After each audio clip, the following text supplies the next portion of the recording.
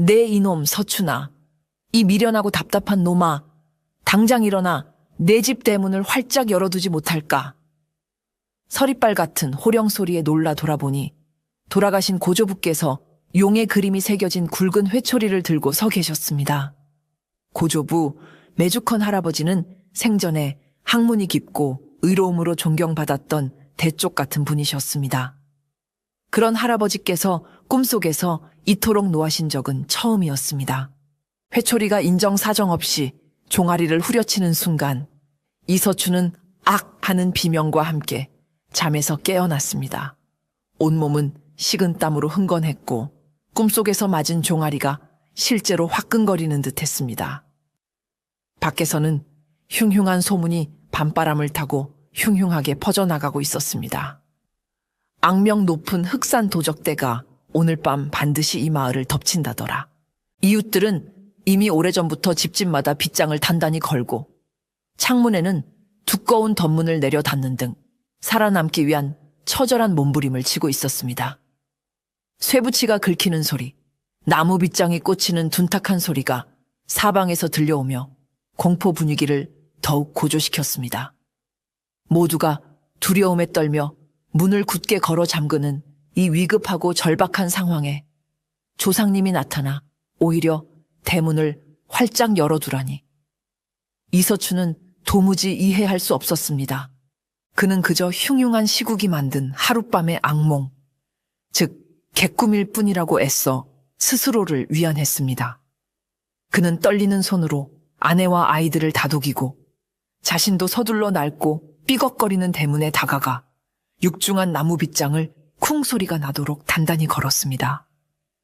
이제 할 수 있는 일은 그저 숨죽여 이 길고 무서운 밤이 무사히 지나가기만을 기도하는 것뿐이었습니다. 하지만 그의 바람과는 달리 그날 밤의 공포는 이제 겨우 시작에 불과했습니다. 다시 잠자리에 누웠지만 불안감과 조상님의 녹이 서린 얼굴이 눈앞에 어른거려 좀처럼 잠을 이룰 수가 없었습니다. 그는 뒤척이다 겨우 얕은 잠에 빠져들었지만 꿈속의 고조부는 그를 기다렸다는 듯이 다시 나타나셨습니다. 이번에는 회초리가 아니었습니다. 그는 더욱 크게 노하시며 이서춘의 뺨을 세차게 후려쳤습니다. 이 어리석고 고집불통인 놈, 기어이 내 손으로 가문의 마지막 명맥마저 끊어버릴 셈이냐. 내 말이 정녕 말 같지 않으냐. 뺨을 후려치는 감각은 너무나도 생생하여 이서춘은 또다시 비명을 지르며 잠에서 깨어났습니다. 그는 떨리는 손으로 자신의 뺨을 만져보았습니다. 놀랍게도 꿈속에서 맞은 왼쪽 뺨이 실제로 벌에 쏘인 듯 붉게 부어오르며 화끈거리고 있었습니다. 두 번째 꿈에서 깨어난 이서춘은 더 이상 잠을 청할 수 없었습니다. 그는 촛불 아래 우두커니 앉아 깊은 고뇌에 빠졌습니다. 이성과 상식은 한시라도 빨리 가족들을 데리고 뒷산 동굴이라도 숨어야 한다고 소리쳤지만 조상에 대한 지극한 효심과 꿈속의 생생한 감각이 그의 발목을 붙잡고 있었습니다. 만약 이것이 정말 조상님의 계시라면 그것을 거스르는 것은 불효이자 가문의 뜻을 저버리는 행위였습니다. 그는 평생을 가난하게 살아왔지만 단 한 번도 조상의 가르침을 어기거나 선비로서의 도리를 저버린 적이 없었습니다. 그는 뜬 눈으로 밤을 새우며 열린 문과 닫힌 문 사이에서 고통스러운 줄다리기를 해야만 했습니다. 그의 곁에서 아내는 서방님, 제발, 무섭습니다. 라며 눈물로 애원했고 아이들은 불안한 어른들의 분위기에 눌려 숨소리조차 제대로 내지 못했습니다. 마침내 새벽이 가까워 오고 밖의 소란도 잠잠해지자 그는 잠시 안도하며 깜빡 잠이 들었습니다. 하지만 이번 꿈은 이전보다 더욱 끔찍하고 선명했습니다. 꿈속에서 그는 굳게 닫힌 자신의 집 대문 앞에 서 있었습니다. 그때 붉고 거대한 핏빛달이 떠오르더니 수십 명의 복면을 쓴 도적대가 횃불을 들고 나타났습니다. 그들은 그의 집 대문을 부수고 들어와 그의 눈앞에서 아내와 아이들을 해치고 집에 불을 질렀습니다. 그는 필사적으로 저항하려 했지만 몸은 돌처럼 굳어 움직이지 않았고 목소리는 터져 나오지 않았습니다. 활활 타오르는 불길 속에서 고조부의 슬프고도 노여운 목소리가 하늘에서 울려 퍼졌습니다. 닫힌 문으로는 화도 피할 수 없지만 복 또한 들어올 수 없는 법이다. 너는 스스로 문을 닫아 화를 자초하고 복을 내쫓았구나. 그는 절규하며 꿈에서 깨어났습니다. 이서춘은 더 이상 망설일 수 없었습니다. 3번에 걸친 조상님의 계시는 너무나도 분명하고 강력했습니다.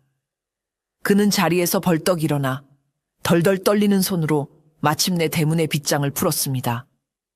삐걱 하는 섬뜩한 소리와 함께 대문이 활짝 열리자 새벽의 차갑고 스산한 밤바람이 그의 온몸을 휘감았습니다. 그는 마치 도살장에 끌려가는 소처럼 자신의 목을 내어놓는 심정으로 대문을 양쪽으로 활짝 열어젖혔습니다. 그리고는 방으로 돌아와 공포에 질려있는 아내와 아이들을 끌어안고 말했습니다. 부인, 너무 두려워 마시오. 이것은 우리의 운명일지도 모르오. 만약 우리가 죽게 된다면 그것 또한 하늘의 뜻일 것이고, 살게 된다면 필시 조상님께서 우리를 보살피신 것일게요. 그저 묵묵히 하늘의 뜻을 기다립시다. 그의 목소리는 떨리고 있었지만 그 눈빛만은 기이할 정도로 평온하고 단단했습니다. 이서춘이 대문을 열어 젖혔다는 소문은 담벼락을 타고 순식간에 옆집으로 퍼져나갔습니다. 그의 이웃인 박진사는 평소 이서춘을 글만 읽을 줄 아는 세상 물정 모르는 선비라며 무시하고 있던 터였습니다. 그는 담 너머로 이서춘의 집을 훔쳐보며 혀를 찼습니다. 저런 미친놈을 봤나? 이제 보니 가난에 찌들어 실성까지 했구나. 저놈 때문에 우리 집까지 위험해지는 것 아닌지 모르겠네. 그는 자신의 집 대문을 다시 한번 확인하고 하인들에게 담벼락 주변에 무기를 들고 보초를 서도록 지시했습니다. 그는 이서춘의 어리석은 행동이 자신에게 어떤 피해를 줄지 전전긍긍하며 그를 향한 경멸과 불안감을 감추지 못했습니다. 박진사의 모습은 눈앞의 이익과 안위만을 좇는 소시민의 이기심과 두려움을 상징적으로 보여주고 있었습니다. 방으로 돌아온 이서춘은 아내와 아이들을 방의 가장 안쪽 구석으로 피신시켰습니다. 그는 아내에게 어떤 소리가 들려도 절대 밖으로 나오지 말라고 신신당부했습니다. 그리고는 자신은 방 한가운데 촛불 하나만을 밝혀둔 채 단정히 앉아 붓을 들고 서찰을 쓰기 시작했습니다. 그것은 혹시 모를 사태에 대비한 유서였습니다. 그는 부모님께 불효를 고하고 아내와 아이들에게 미안함과 사랑을 전했습니다. 하지만 그의 유서는 슬픔과 체념으로만 가득 차 있지는 않았습니다. 그는 마지막 구절에 비록 몸은 죽더라도 의를 좇고 조상의 뜻을 따른 선비의 정신만은 죽지 않을 것이다라는 꿋꿋한 기계를 담았습니다. 유서를 다 쓴 그는 마치 마음의 정리를 마친 듯 조용히 책을 펼쳐 들고 소리내어 읽기 시작했습니다. 그의 낭낭한 글 읽는 소리가 공포로 가득 찬 밤의 정적을 깨고 고요하게 울려 퍼졌습니다. 그의 행동은 겉보기에는 초연하고 담대해 보였지만 그의 속마음은 결코 평온하지 않았습니다. 그의 귀는 온통 대문 밖의 미세한 소리에 쏠려 있었고 바람에 나뭇가지가 스치는 소리에도 심장이 철렁 내려앉곤 했습니다. 책을 잡은 그의 손은 미세하게 떨리고 있었고 식은땀이 등을 타고 흘러내렸습니다. 그는 자신의 믿음이 과연 옳은 선택이었는지 아니면 가족 모두를 죽음으로 몰아넣는 돌이킬 수 없는 어리석은 고집인지 피를 말리는 기다림의 시간을 홀로 견뎌내야만 했습니다. 그의 마음속에서는 조상님에 대한 믿음과 죽음에 대한 공포가 끊임없이 싸우고 있었습니다. 밖이 소란스러워질수록 그의 글 읽는 소리 또한 역설적으로 더욱 또렷하고 힘차게 울려 퍼졌습니다. 그것은 공포를 이겨내기 위한 한 나약한 인간의 처절한 몸부림이었습니다. 이서춘이 피를 말리는 기다림의 시간을 보내고 있을 때 그의 아내는 방구석에서 아이들을 끌어안고 소리 죽여 흐느끼고 있었습니다. 그녀는 남편의 결정을 이해할 수 없었습니다. 그녀에게 조상님의 꿈은 그저 흉흉한 시절이 만들어낸 헛것에 불과했습니다. 그녀의 세상에서 가장 중요한 것은 조상의 뜻이나 선비의 기계가 아니라 바로 눈앞에 있는 자식들의 안전이었습니다. 그녀는 차라리 지금이라도 남편을 설득하여 뒷산으로 도망쳐야 하는 것이 아닌지 수백 번이나 고민했습니다. 하지만 그녀는 남편의 고집과 한번 결정한 것은 절대 번복하지 않는 대쪽 같은 성품을 누구보다 잘 알고 있었기에 그저 무력하게 눈물만 흘릴 뿐이었습니다. 그녀는 자신의 신세를 한탄하고 무능한 남편을 원망하며 절망의 늪에 빠져들었습니다. 그녀의 품에 안긴 어린아이들은 어른들의 불안한 분위기를 본능적으로 감지하고 겁에 질려 칭얼대기 시작했습니다. 아이의 울음소리가 밖으로 새어나가 도적들을 자극할까 두려웠던 그녀는 다급하게 아이의 입을 손으로 막았습니다. 하지만 그럴수록 아이는 더욱 격렬하게 울음을 터뜨렸습니다. 그녀는 이러지도 저러지도 못하는 상황 속에서 거의 실신할 지경에 이르렀습니다. 바로 그때 밖에서 글을 읽던 이서춘이 조용히 방문을 열고 들어왔습니다. 그는 아무 말 없이 울고 있는 아이를 자신의 품에 안아 들었습니다. 그리고는 자신의 심장 소리가 들리도록 아이를 가슴에 꼭 껴안고 나지막하고 부드러운 목소리로 자장가를 불러주기 시작했습니다. 그의 품에 안긴 아이는 신기하게도 점차 울음을 그치고 안정을 되찾았습니다. 이서춘은 아내를 향해 미안하고도 따뜻한 눈빛을 보냈습니다. 그는 아내의 손을 꼭 잡아주며 말했습니다. 부인, 나를 믿으시오. 나는 결코 당신과 아이들을 사지로 내몰려는 것이 아니오.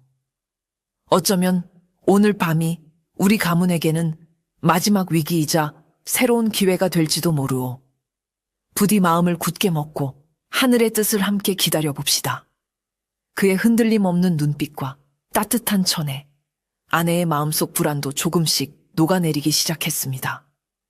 그녀는 여전히 두려웠지만 자신의 남편이 결코 헛된 고집으로 가족을 위험에 빠뜨릴 사람이 아니라는 것을 믿기로 했습니다.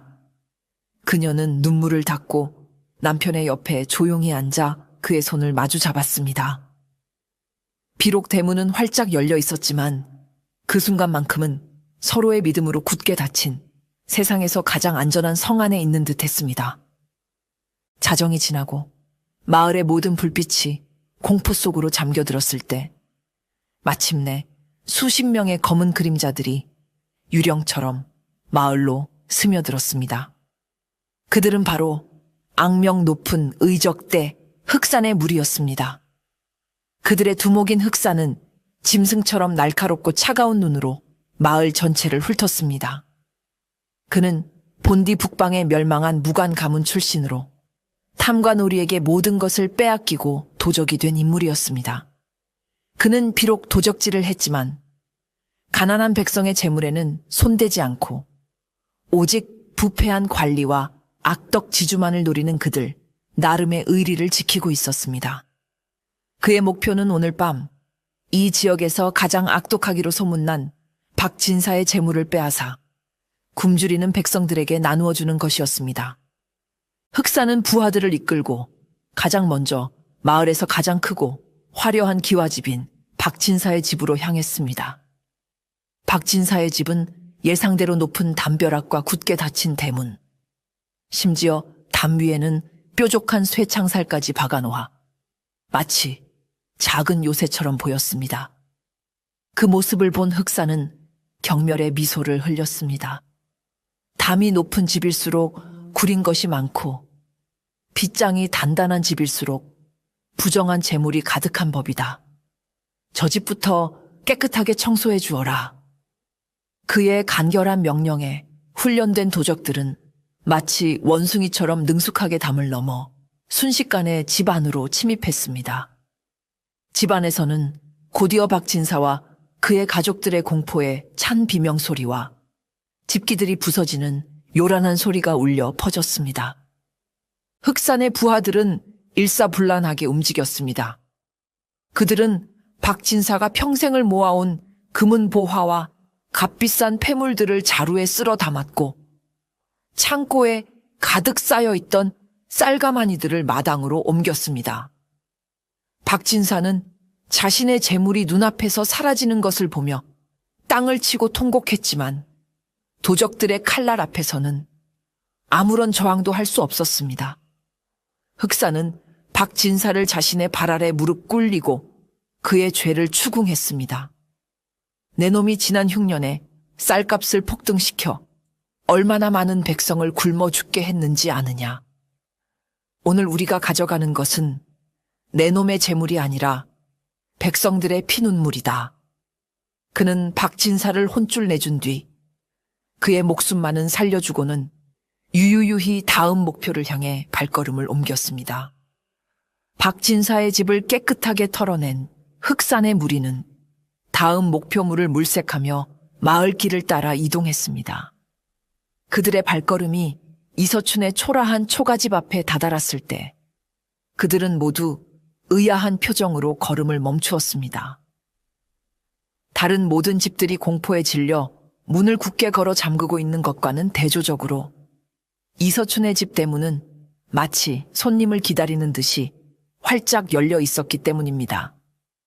심지어 그 너머 방 안에서는 희미한 촛불빛과 함께 선비의 고요한 글 읽는 소리까지 새어나오고 있었습니다. 너무나도 비현실적이고 평온한 광경에 경험 많은 도적들조차 잠시 당황했습니다. 한 젊은 부하가 불안한 목소리로 흑산에게 물었습니다. 두목, 저 집은 어찌된 영문입니까? 혹시 관에서 파놓은 함정이 아닐까요? 흑산은 부하의 말을 가로막고 잠시 이서춘의 집을 매서운 눈으로 유심히 살펴보았습니다. 그는 수년간의 약탈 경험을 통해 사람들의 심리를 꿰뚫어 보고 상황을 판단하는 나름의 지혜와 직감을 가지고 있었습니다. 그는 집의 규모나 상태, 그리고 새어나오는 불빛의 밝기 등을 종합적으로 판단하여 저곳이 함정일 가능성은 거의 없다고 결론 내렸습니다. 그의 눈에 비친 이서춘의 집은 그저 가난하고 힘없는 선비가 사는 평범한 초가집일 뿐이었습니다. 그는 자신의 판단을 바탕으로 부하들에게 나지막이 말했습니다. 그의 목소리에는 약간의 경멸과 무관심이 섞여 있었습니다. 아니다. 함정일 리가 없다. 저 집은 두 가지 경우 중 하나일 것이다. 첫째는 집이 너무나도 가난하여 도둑이 들어와도 훔쳐갈 것이 단 하나도 없기에 아예 모든 것을 체념하고 문을 열어놓은 것이다. 저런 빈털터리의 집에 들어가 봐야 우리의 시간과 힘만 낭비할 뿐이다. 둘째는 이미 우리보다 먼저 다른 좀도둑들이 한바탕 휩쓸고 지나간 빈집일 가능성이다. 어느 쪽이든 우리가 저런 곳에 신경 쓸 필요는 없다. 우리의 목표는 백성의 고혈을 짜내는 부잣집들이다. 어서 다음 목표를 찾아라. 흑산의 합리적인 판단에 다른 부하들도 모두 고개를 끄덕였습니다. 그들은 활짝 열린 이서춘의 집 대문을 거들떠보지도 않고 마치 길가의 돌멩이를 지나치듯 무심하게 스쳐 지나가 버렸습니다. 이서춘의 목숨을 건 믿음이 가장 위험한 순간에 가장 역설적인 방식으로 그의 가족을 지켜낸 것입니다. 흑산의 도적대가 마을을 휩쓸고 지나간 뒤 마을에는 다시 불안하고 무거운 정적이 찾아왔습니다. 닭이 첫 울음을 울고 동쪽 하늘이 희미하게 밝아오기 시작할 무렵이었습니다. 이번에는 말 한 피를 탄 삿갓을 깊게 눌러 쓴 낯선 나그네 하나가 조심스럽게 마을 어귀로 들어섰습니다. 그의 행색은 평범한 나그네와 다를 바 없었지만 그의 눈빛은 예리하게 빛나고 있었고 그의 몸에서는 절제된 무인의 기세가 느껴졌습니다. 그는 바로 이 지역 현감의 부패와 폭정을 조사하고 민심을 살피라는 임금의 비밀 명령을 받고 파견된 암행어사였습니다. 그는 어젯밤 흑산 도적대가 마을을 덮쳤다는 첩보를 입수하고 사건의 진상과 백성들의 반응을 직접 살피기 위해 일부러 이 새벽 시간에 마을을 찾은 것입니다. 암행어 사는 마을의 참혹한 광경에 말을 잃었습니다. 박진사의 집은 문짝이 부서지고 살림살이가 마당에 나뒹구는 등 아수라장이 되어 있었고 다른 부잣집 몇 군데 역시 비슷한 피해를 입은 상태였습니다. 마을 사람들은 두려움에 떨며 집 밖으로 나오지도 못하고 굳게 닫힌 문틈으로만 밖을 경계하고 있었습니다. 그런데 그의 눈에 아주 기이한 풍경 하나가 들어왔습니다. 마을의 모든 집들이 공포에 질려 문을 걸어 잠그고 있는 가운데 유일하게 한 초가집만이 마치 아무 일도 없었다는 듯이 대문을 활짝 열어두고 있었던 것입니다. 심지어 그 집 안에서는 밤새 한숨도 자지 않은 듯한 낭낭한 목소리로 책을 읽는 선비의 소리가 고요하게 울려 퍼지고 있었습니다. 암행어사는 깊은 인상을 받았습니다.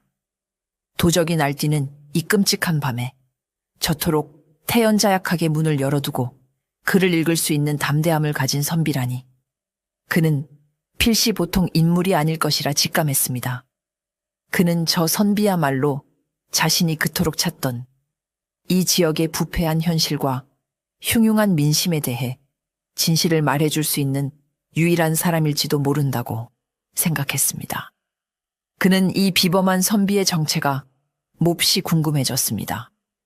그는 조용히 말에서 내려 마치 아무것도 모르는 순진한 나그네인 척 행세를 하며 활짝 열린 이서춘의 집 대문 안으로 조심스럽게 들어섰습니다.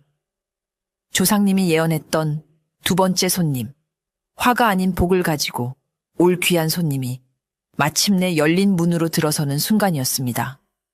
암행어사는 자신의 신분을 철저히 숨긴 채 밤길을 가다 길을 잃은 지친 나그네 행세를 하며 이서춘에게 조심스럽게 다가갔습니다. 선비님, 실례가 많소이다. 제가 먼 길을 오다 날이 저물어 길을 잃고 헤매던 채 이 댁의 불빛을 보고 염치불고하고 찾아왔소이다. 부디 하룻밤만 추위를 피할 수 있도록 허락해 주시겠소?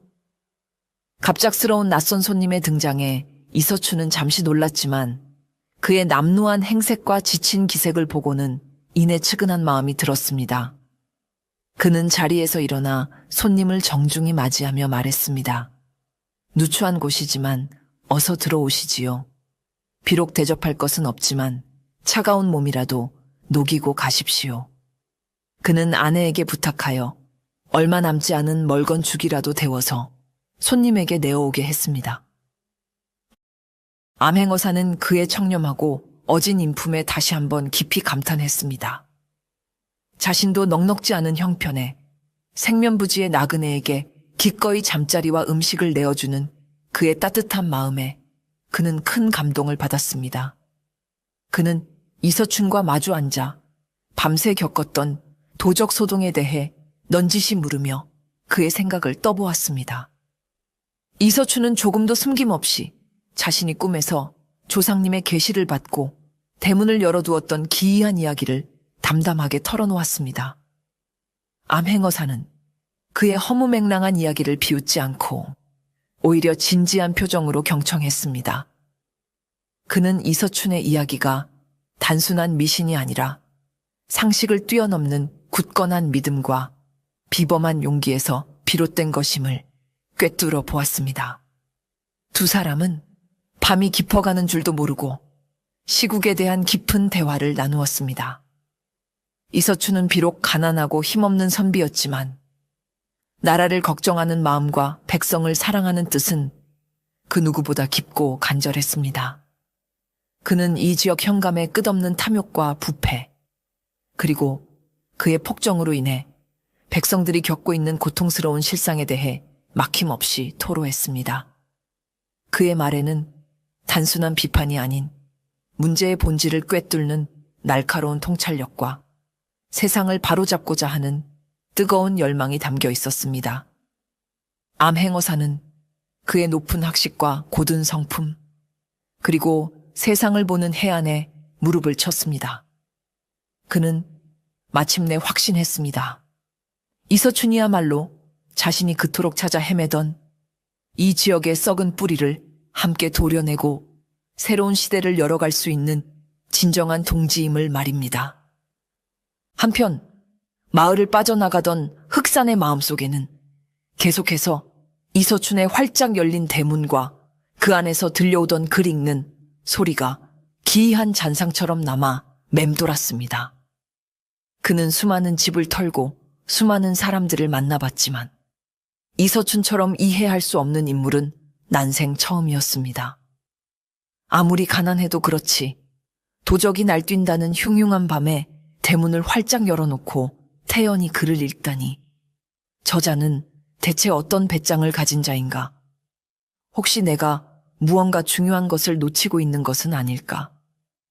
그는 자신의 섣부른 판단이 무언가 잘못되었을지도 모른다는 찜찜함을 도저히 떨쳐낼 수가 없었습니다. 결국 그는 부하들에게 먼저 산채로 돌아가 있으라 명하고 혼자서 다시 이서춘의 집으로 발걸음을 돌렸습니다. 진실을 확인하지 않고서는 도저히 발뻗고 잠을 잘 수 없을 것 같았기 때문입니다. 흑사는 짐승처럼 소리 없이 이서춘의 집 담벼락에 몸을 숨기고 방 안의 동태를 살폈습니다. 그의 눈에 들어온 것은 이서춘이 낯선 나그네와 마주 앉아 진지한 대화를 나누고 있는 모습이었습니다. 그는 두 사람의 대화에 귀를 기울이기 시작했습니다. 그는 처음에는 그저 평범한 선비들의 한담이려니 생각했지만 대화가 깊어질수록 그 내용이 심상치 않다는 것을 깨달았습니다. 그들은 현감의 비리를 논하고 백성들의 고통을 이야기하며 나라의 앞날을 걱정하고 있었습니다. 특히 그는 이서춘의 입에서 나오는 백성을 근본으로 삼아야 한다는 왕도, 정치의 이상과 불의를 바로잡아야 한다는 선비의 강직한 기계에 큰 충격을 받았습니다. 그는 자신이 평생을 증오하고 약탈의 대상으로만 여겼던 양반이라는 존재에게서 난생 처음으로 깊은 존경심을 느끼게 되었습니다. 또한 흑사는 이서춘과 대화를 나누고 있는 저 낯선 나그네가 결코 평범한 인물이 아니라는 것을 그의 오랜 경험과 직감으로 알아차렸습니다. 비록 행색은 남루했지만 그의 말투와 자세에서는 자신도 모르게 사람을 복종시키는 위엄과 권위가 묻어나오고 있었습니다. 저 자는 필시 조정에서 온 높은 벼슬 아치일 것이다. 흑사는 자신이 지금 이 나라의 역사를 바꿀지도 모르는 중요한 비밀 회동의 현장을 엿보고 있다는 사실을 깨닫고 등골이 서늘해지는 것을 느꼈습니다. 그는 더 이상 이곳에 머무는 것이 위험하다고 판단하고 조용히 자리를 뜨려 했습니다. 하지만 바로 그때 이서춘과 나그네의 대화 주제가 바로 자신, 흑산에 대한 이야기로 넘어가는 것을 듣고는 자신도 모르게 발걸음을 멈추었습니다. 방 안에서는 암행어사가 이서춘에게 넌지시 질문을 던지고 있었습니다. 듣자 하니 이 근방에서 흑산이라는 의적이 활동하며 탐관오리의 재물을 빼앗아 굶주리는 백성들에게 나누어 준다고 하던데 선비께서는 그의 의로운 행동에 대해 어찌 생각하시오? 그의 질문은 흑산의 정체성과 행동의 정당성에 대한 근본적인 물음이었습니다. 담벼락 뒤에서 숨죽여 듣고 있던 흑산의 심장이 거세게 뛰기 시작했습니다. 그는 자신의 운명이 저 가난한 선비의 입에 달려있을지도 모른다고 생각했습니다. 만약 이서춘이 자신을 흉악한 도적으로 매도한다면 저 높은 벼슬아치는 자신을 잡기 위해 군사를 풀 것이고 만약 자신의 의로움을 인정해준다면 어쩌면 새로운 길이 열릴지도 모르는 일이었습니다. 이서춘은 잠시 깊은 생각에 잠기더니 이내 조금의 망설임도 없이 단호한 목소리로 자신의 소신을 밝혔습니다. 나그네의 말씀이 틀리지 않습니다. 그의 뜻은 의로울지 모르나 그의 방법은 크게 잘못되었습니다.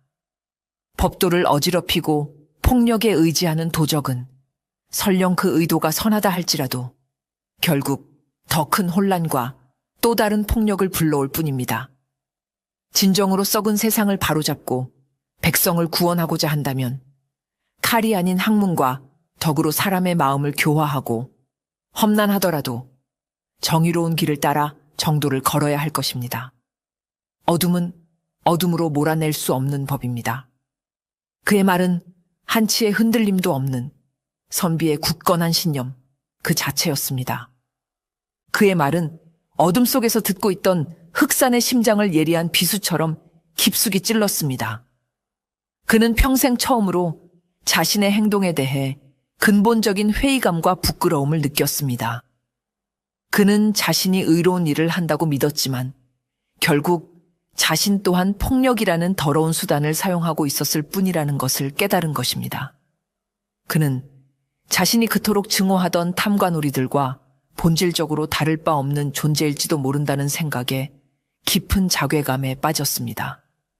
그는 동시에 자신을 흉악한 도적으로 매도하지 않고 그의 의로운 뜻을 먼저 인정해준 이서춘의 깊은 그릇에 형언할 수 없는 존경심과 호기심을 느끼게 되었습니다. 그는 이서춘이라는 인물을 더 깊이 알고 싶어졌습니다. 그는 자신의 인생을 바꿀 수 있는 스승을 만났을지도 모른다고 생각했습니다. 암행어사가 피로에 지쳐 잠든 깊은 밤, 흑사는 마침내 굳은 결심을 하고 어둠 속에서 모습을 드러냈습니다. 그는 소리 없이 이서춘의 방으로 들어와 촛불 아래 조용히 책을 읽고 있던 그의 앞에 섰습니다. 갑작스러운 복면 쓴 괴한의 등장에 이서춘은 경악하여 자리에서 벌떡 일어났습니다. 하지만 그는 상대가 칼을 들고 있음에도 불구하고 소리치거나 저항하지 않고 침착하게 그의 정체를 물었습니다. 뉘시오? 흑사는 그의 담대함에 다시 한번 감탄하며 자신의 얼굴을 가리고 있던 복면을 천천히 벗었습니다. 그의 얼굴에는 거친 세월의 흔적과 함께 깊은 고뇌의 그림자가 서려 있었습니다. 나는 당신이 말한 방법이 틀렸다는 도적, 흑산이요. 이서춘은 눈앞의 사내가 바로 그 악명 높은 도적 두목이라는 사실에 놀랐지만 그의 눈빛에서 살기를 느낄 수 없었기에 침착함을 유지했습니다. 흑사는 이서춘의 앞에 다가와 자신이 오늘 밤 박진색에서 빼앗은 재물이 가득 담긴 무거운 자루를 그의 발밑에 내려놓았습니다. 자루가 열리며 그 안에서 눈부신 금은보화와 값비싼 폐물들이 쏟아져 나왔습니다. 나는 당신 같은 사람을 난생 처음 보았소. 당신의 그릇은 내가 감히 짐작할 수도 없을 만큼 크고 깊구려. 나는 당신을 해치러 온 것이 아니오. 오히려 당신에게 내 모든 것을 걸고 한 가지 제안을 하러 왔소. 흑사는 자루 속의 보물 절반을 가리키며 말했습니다. 이것을 당신에게 주겠소. 당신이 평생을 편히 살 수 있는 돈이오. 그 대신 흑사는 잠시 말을 멈추고 진심이 담긴 눈으로 이서춘을 바라보며 말을 이었습니다. 그 대신 당신이 앞으로 내가 가야 할 올바른 길이 무엇인지 가르쳐주는 나의 스승이 되어주시오. 나는 더 이상 어둠 속에서 칼을 휘두르는 짐승으로 살고 싶지 않소. 당신처럼 빛 속에서 사람을 살리는 길을 걷고 싶소. 그의 제안은 너무나도 파격적이고 위험한 것이었습니다. 도적의 스승이 된다는 것은 자칫하면 자신 또한 역적으로 몰릴 수 있는 일이었습니다. 하지만 이서춘은 그의 눈에서 진심 어린 참회의 빛을 보았습니다. 그는 이길 잃은 호랑이를 올바른 길로 인도하는 것이야말로 자신이 평생을 추구해온 선비의 도리이자 세상을 구하는 또 다른 길일 수 있다고 생각했습니다. 이서춘은 흑산이 자신의 발밑에 내려놓은 눈부신 보물 자루를 잠시 내려다보았습니다. 저 금은보화만 있다면 그는 더 이상 지긋지긋한 가난에 시달리지 않고 아내와 아이들에게 따뜻한 밥과 좋은 옷을 사 입힐 수 있을 것이었습니다. 순간적으로 그의 마음속에 탐욕이라는 감정이 희미하게 고개를 들었지만 그는 이내 고개를 저으며 그 유혹을 단호하게 뿌리쳤습니다. 그는 흑산의 눈을 똑바로 쳐다보며 조금의 흔들림도 없는 목소리로 말했습니다. 나는 당신이 백성의 피눈물을 통해 얻은 이 더러운 재물을 결코 받을 수 없소. 선비의 청렴은 나의 목숨보다 더 귀한 것이오. 그의 청렴하고 강직한 태도에 흑사는 부끄러움에 고개를 숙였습니다. 이서춘은 말을 이었습니다. 하지만 당신이 진정으로 과거를 뉘우치고 새로운 사람으로 태어나기를 원한다면 내가 기꺼이 당신의 어두운 길을 밝혀주는 등불이 되어주겠소. 나는 당신에게 어떤 재물도 바라지 않소. 대신 당신은 내게 3가지를 약속해야 하오. 흑사는 고개를 들어 그의 다음 말을 기다렸습니다. 첫째, 당신이 오늘 밤 훔친 모든 재물을 내일 아침이 밝기 전에 원래의 주인에게 남김없이 돌려주시오. 둘째, 다시는 무고한 사람을 해치거나 그들의 재물을 탐하지 않겠다고 맹세하시오. 그리고 마지막 셋째, 당신이 가진 그 뛰어난 힘과 용기를 더 이상 사사로운 복수를 위해 쓰지 않고 이 나라의 썩은 뿌리를 뽑고 정의를 바로 세우는 대의를 위해 사용하겠다고 약속하시오. 이서춘의 조건은 흑산에게 돈이 아닌 명예와 대의를 요구하는 것이었습니다. 흑산은 그의 조건이 자신이 내놓은 보물보다 훨씬 더 어렵고 무거운 것임을 깨달았습니다. 하지만 그는 동시에 이서춘이 자신을 단순한 도적이 아닌 함께 세상을 바꿀 수 있는 동지로 인정해주고 있다는 사실에 가슴 벅찬 감동을 느꼈습니다. 그는 더 이상 망설이지 않았습니다. 그는 이서춘의 발 아래 칼을 내려놓고 무릎을 꿇어 큰 절을 올렸습니다. 스승님, 오늘부터 스승님의 뜻이 곧 저의 길이 될 것입니다. 저의 목숨을 걸고 스승님과의 3가지 약속을 반드시 지키겠습니다. 그날 밤 가난한 선비의 작은 초가집에서는 천하의 그 어떤 금은보화보다도 더 귀하고 값진 사람의 마음을 얻는 가장 위대한 거래가 조용히 이루어졌습니다. 이서춘과 흑산의 비밀스러운 약속이 이루어지고 있을 때 옆방에서 잠들어 있던 암행어사는 사실 모든 것을 엿듣고 있었습니다. 그는 흑산이 방으로 들어오는 순간부터 잠에서 깨어 혹시 모를 사태에 대비하며 벽에 귀를 기울이고 있었던 것입니다. 그는 2 사람의 대화를 처음부터 끝까지 모두 듣고 깊은 감동과 함께 놀라운 계획을 세우기 시작했습니다. 그는 이서춘의 비범한 그릇과 흑산의 극적인 변화를 직접 목격하고 이 2 사람이야말로 자신이 이 지역의 부패를 척결하는 데 있어 가장 강력한 무기가 될 수 있음을 확신했습니다. 그는 2 사람을 시험하기 위해 날이 밝을 때까지 일부러 잠든 척하며 기다렸습니다. 날이 밝자 암행어사는 잠에서 깬 척하며 마당으로 나왔습니다. 그리고는 마치 아무것도 모르는 듯 이서춘에게 작별 인사를 고했습니다. 바로 그때 그의 눈에 들어온 것은 밤새 잠을 자지 않고 무언가를 준비한 듯한 흑산과 그의 부하들이었습니다. 흑산은 약속대로 박진사의 집에서 훔쳤던 모든 재물을 자루에 담아 암행어사가 보는 앞에서 이서춘에게 건넸습니다. 스승님, 약속대로 모든 것을 가져왔습니다. 이제 이것을 어찌하면 좋겠습니까? 이서춘은 그 자루를 받아들고 암행어사를 향해 말했습니다.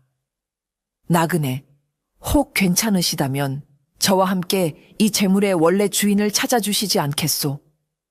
그는 암행어사를 증인으로 삼아 자신들의 결백과 의로움을 증명하려 했던 것입니다. 암행어사는 더 이상 자신의 신분을 숨길 필요가 없다고 판단했습니다. 그는 품속에서 임금의 밀명이 담긴 마패를 꺼내 보이며 자신의 정체를 밝혔습니다. 나는 어명을 받들어 이 지역의 탐관오리를 척결하고 민심을 살피러 온 암행어사요. 그의 갑작스러운 신분 공개에 이서춘과 흑사는 크게 놀랐지만 이내 모든 상황을 이해하고 그의 앞에 엎드렸습니다. 암행어사는 그들을 일으켜 세우고 흑산을 향해 말했습니다.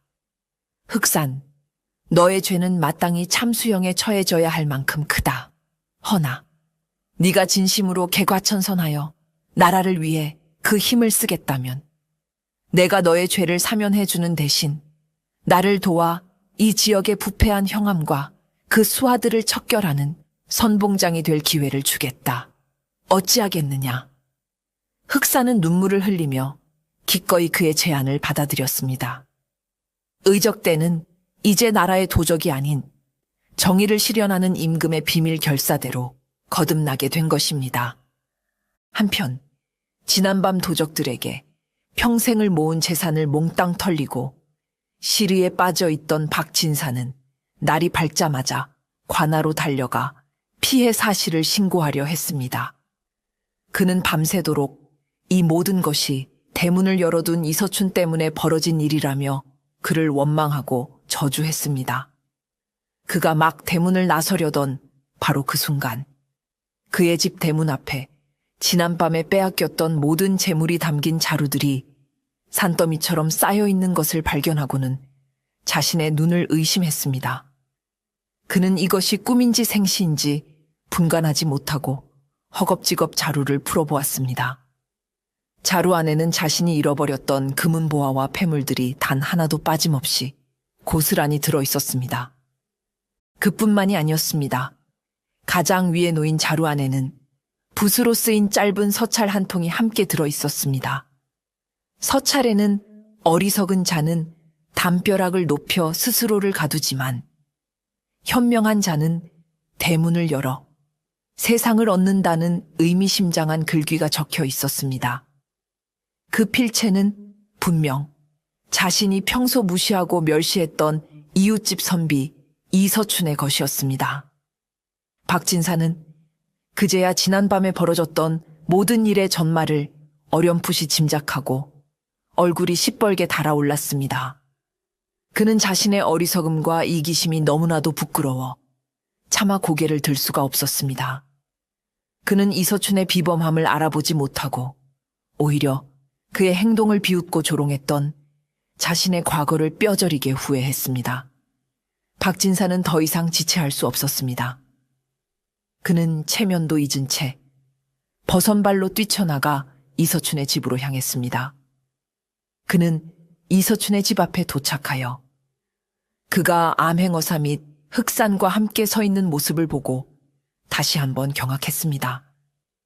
그는 그들의 대화를 통해 지난밤 자신을 구해준 것이 바로 자신이 그토록 두려워하고 증오했던 도적대와 자신이 무시했던 가난한 선비였다는 충격적인 사실을 알게 되었습니다. 그는 이서춘의 발 아래 엎드려 눈물로 자신의 과오를 사죄했습니다. 선비님, 제가 죽을 죄를 지었습니다. 저의 어리석은 눈이 눈앞의 태산을 알아보지 못하고 함부로 망건을 내뱉었습니다. 부디 이 못난 놈을 용서하여 주시고 저 또한 선비님의 큰 뜻에 동참할 수 있는 기회를 주십시오. 그의 진심 어린 사죄에 이서춘은 너그러운 미소로 그를 일으켜 세워주었습니다. 그날 이후 흑산과 그의 부하들은 암행어사의 비밀 지령을 받아 이 지역의 부패 세력을 척결하기 위한 선봉장으로 맹활약하기 시작했습니다. 그들은 자신들이 가진 뛰어난 정보력과 무력을 더 이상 약탈이 아닌 정의를 위해 사용했습니다. 그들은 밤을 틈타 형암의 비밀 금고를 급습하여 그가 백성들에게서 불법적으로 착취한 재물과 뇌물 장부를 확보했습니다. 또한 형암과 결탁하여 악행을 저질러온 부패한 아전들과 향리들의 명단을 작성하고 그들의 죄를 입증할 수 있는 결정적인 증거들을 수집했습니다. 이서춘은 그들의 뒤에서 수집된 정보들을 분석하고 법리에 근거하여 그들의 죄목을 하나하나 정리하는 책사의 역할을 수행했습니다. 박진사 역시 자신의 재력을 이용하여 암행어사의 활동에 필요한 자금을 지원하고 저작거리의 여론을 우호적으로 형성하는 데 큰 도움을 주었습니다. 모든 증거가 확보되자 암행어사는 마침내 자신의 정체를 드러내고 정의의 심판을 시작했습니다. 그는 암행어사 출두요를 외치며 관하로 들이닥쳐 형암을 비롯한 모든 부패 관리들을 그 자리에서 파직하고 포박했습니다. 형암은 마지막까지 자신의 죄를 부인하며 발악했지만 흑산이 찾아낸 비밀 장부와 그에게 고통받았던 수많은 백성들의 생생한 증언 앞에서 결국 모든 것을 자백할 수밖에 없었습니다. 몇 년 동안이나 백성들의 고혈을 짜내던 탐관오리들은 모두 관직을 박탈당하고 그 죄의 경중에 따라 한양으로 압송되거나 먼 섬으로 유배를 떠나는 비참한 최후를 맞이했습니다. 그들이 부정하게 축제했던 모든 재산은 몰수되어 원래의 주인인 백성들에게 모두 돌아갔습니다. 마을에는 몇 년 만에 처음으로 정의가 바로 서고 백성들은 기쁨의 눈물을 흘리며 환호성을 질렀습니다. 그들은 자신들을 구해준 암행어사와 그의 뒤에서 모든 것을 계획하고 실행한 이서춘, 그리고 과거를 뉘우치고 새로운 삶을 살게 된 흑산에게 아낌없는 칭송과 감사를 보냈습니다. 이서춘의 이름은 암행어사가 올린 장계를 통해 조정에까지 널리 알려지게 되었습니다. 임금은 그의 높은 학식과 청렴한 인품, 그리고 위기 속에서도 흔들리지 않는 담대함에 깊은 감명을 받았다고 전해졌습니다. 가난한 선비의 작은 집에서 시작된 정의의 불꽃이 마침내 거대한 악의 뿌리를 불태워버린 것입니다. 모든 사건이 성공적으로 마무리된 후 암행어사는 한양으로 떠나기 전 마지막으로 이서춘의 집을 찾아왔습니다. 그는 더 이상 남루한 나그네의 모습이 아닌 위엄 있는 관복을 차려입고 있었습니다. 그는 이서춘에게 정중히 예를 갖추어 감사의 인사를 전했습니다. 선비님의 지혜와 용기가 아니었다면 저 혼자의 힘으로는 결코 이 거대한 악의 뿌리를 뽑아내지 못했을 것입니다. 이 모든 공은 바로 선비님의 것입니다. 그리고는 품속에서 누런 종이로 된 교지 한 통을 꺼내 이서춘에게 전달했습니다. 그것은 바로 임금께서 내리신 어명이었습니다. 교지의 내용은 실로 파격적이었습니다. 선비 이서춘의 높은 학식과 청렴한 인품, 그리고 백성을 사랑하는 마음이 지극하여 짐이 깊이 감동하였노라. 이에 그를 이 고을의 새로운 형함으로 제수하니 부디 짐의 뜻을 받들어 그대의 그 어진 마음으로 백성을 보살피고 선정을 베풀도록 하라. 가난하고 힘없는 선비가 하루아침에 고을 전체를 다스리는 목민관의 자리에 오르게 된 것입니다. 이서춘은 어안이 벙벙하여 한동안 말을 잇지 못했습니다. 그는 자신이 과연 그 무거운 자리를 감당할 수 있을지 두려웠지만 이 또한 하늘의 뜻이라 여기고 임금의 명을 겸허히 받아들이기로 했습니다. 그의 아내와 아이들은 기쁨의 눈물을 흘렸고 이웃인 박진사 역시 자신의 일처럼 기뻐하며 그를 축하해 주었습니다. 암행어사는 또한 이번 사건에서 가장 큰 공을 세운 흑산에 대한 임금의 처분도 함께 전했습니다. 흑산의 죄는 본디 용서받을 수 없는 것이나 그가 개과천선하여 나라를 위해 큰 공을 세웠고 이서춘 형함의 강력한 청원이 있었으므로 그의 모든 죄를 특별히 사면하노라. 그는 앞으로 새로운 형함인 이서춘을 보좌하는 군관의 직책을 맡아 자신의 힘을 오직 백성을 지키고 지역의 치안을 책임지는 데 사용하도록 하라. 흑산은 임금의 관용에 감격하여 눈물을 흘리며 큰절을 올렸습니다.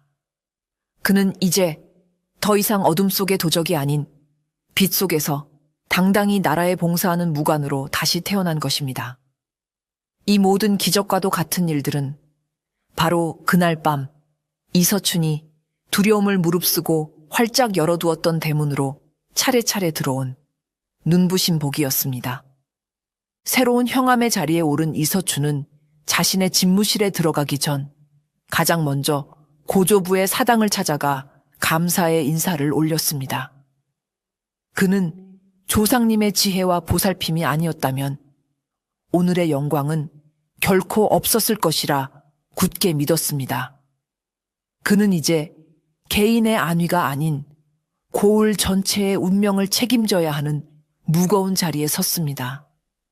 그는 흑산과 박진사를 자신의 좌우에 두고 백성을 위한 새로운 정치를 펼치기 시작했습니다. 그의 첫 번째 업무는 전임 형암이 부과했던 모든 부당한 세금을 없애고 억울하게 옥에 갇힌 사람들을 모두 풀어주는 것이었습니다. 그의 파격적인 선정에 백성들은 환호하며 그의 이름을 칭송했습니다. 이서춘은 책상에 앉아 서류만 들여다보는 관리가 아니었습니다. 그는 매일같이 백성들의 삶 속으로 직접 들어가 그들의 작은 목소리에 귀를 기울였습니다. 그는 굶주리는 사람들을 위해 관아의 창고를 활짝 열어 곡식을 나누어 주었고 병든 사람들을 위해 의원을 초빙했으며 아이들이 마음껏 공부할 수 있도록 서당을 세웠습니다.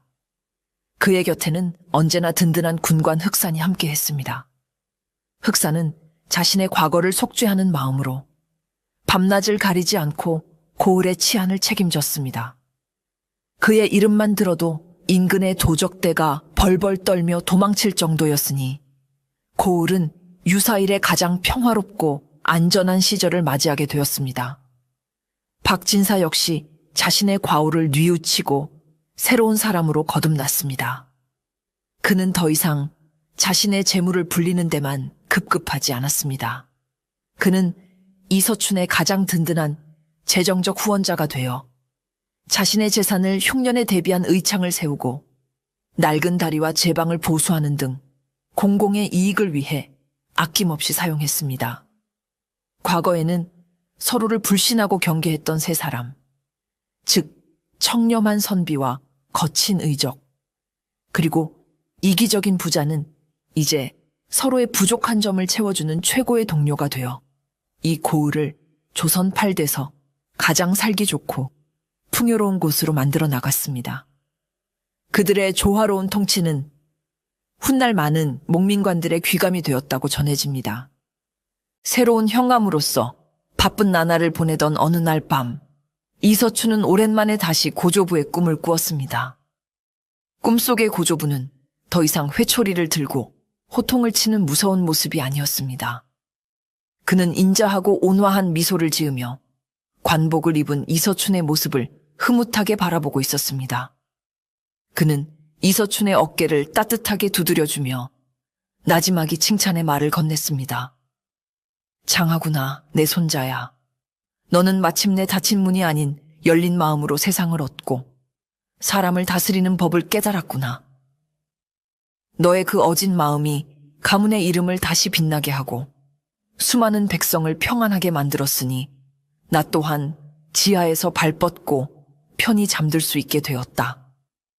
이서춘은 눈물을 흘리며 고조부의 은혜에 다시 한번 감사를 표했습니다.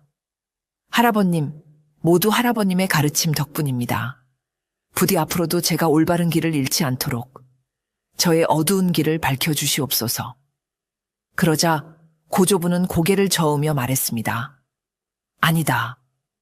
나는 그저 닫힌 문을 열라고 말했을 뿐 그 문으로 들어온 손님을 귀인으로 만들고 위기를 기회로 바꾼 것은 오롯이 너의 용기와 지혜였다. 나는 이제 너에게 더 이상 가르칠 것이 없다. 부디 지금의 그 마음을 잊지 말고 하늘을 공경하고 백성을 사랑하는 훌륭한 목민관이 되어 우리 가문의 자랑이 되어다오. 고조부의 모습은 따스한 빛과 함께 서서히 사라졌고 이서춘은 깊은 평온함과 함께 잠에서 깨어났습니다. 꿈에서 깨어난 이서춘은 날이 밝자마자 목수를 불렀습니다. 그는 자신의 관아 대문에 걸려있던 위민이라는 현판을 떼어내고 그 자리에 새로운 현판을 걸게 했습니다. 그 현판에는 그가 밤새 직접 쓴 심계로라는 세 글자가 힘차게 새겨져 있었습니다. 이는 마음을 열면 새로운 길이 열린다는 뜻으로 그가 그날 밤의 기이한 경험을 통해 얻은 가장 큰 깨달음이었습니다.